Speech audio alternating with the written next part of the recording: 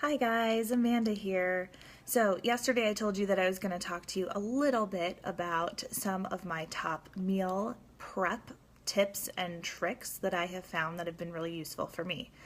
So, I started meal prepping about a year ago. It took me a long time to get into the habit of doing this. I would have these negative thoughts from reading all of this research where people were wanting you to cook every single thing that you are going to have for the entire week on Sunday.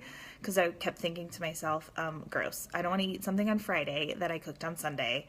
I'm going to feel like I'm eating leftovers all the time, and I might as well just keep eating those boxed, like, processed foods that I have, and I don't want to do that.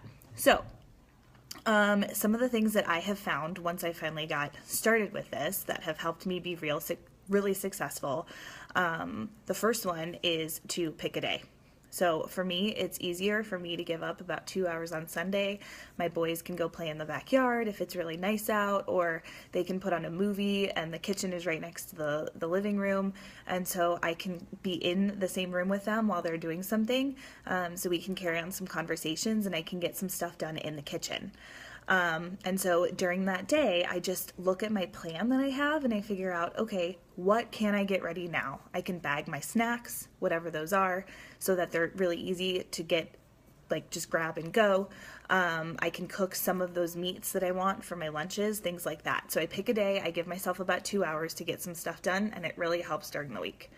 The second thing that I do is I focus on simple proteins for most of the time.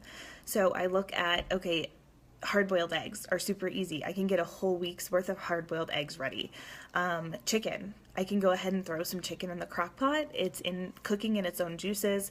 I can store it and just shred chicken for my lunches or even for dinner, for chicken tacos, things like that, and it stays nice and juicy and moist for the entire week. So I focus on those simple proteins that I can get ready, and that really helps throughout the week when I'm meal prepping. That third thing is to prepare and chop as much as I can, but I don't necessarily have to cook it. So I can look ahead to see what I'm having for dinner and what can I get ready while those eggs are cooking or while that chicken is cooking. For example, last week I had oven-baked chicken fajitas on my menu for dinner.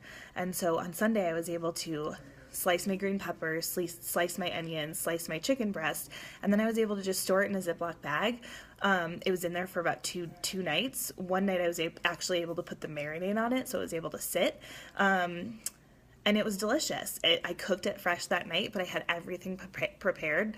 So during that busy week, I only had about 5 minutes to get it all put in the oven, and then it cooked while I played with my boys, and then dinner was on the table.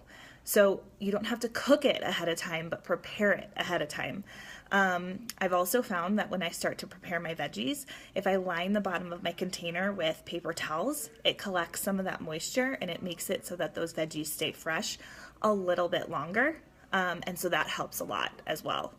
And then that last thing I found, I personally don't want to eat leftover meat every single night of the week. But so that's what I make sure that I cook fresh.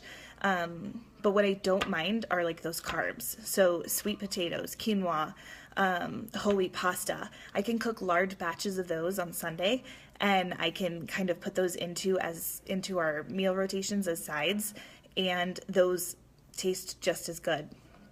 Like twice baked sweet potatoes are one of my favorites, and I can make 2 to 3 nights worth on Sunday night, put them in the microwave while I'm cooking something else, and it tastes just as good as it did the first night. So those are some of the things that I have found that have really helped me with meal prepping, because I don't want to feel like I'm eating leftovers.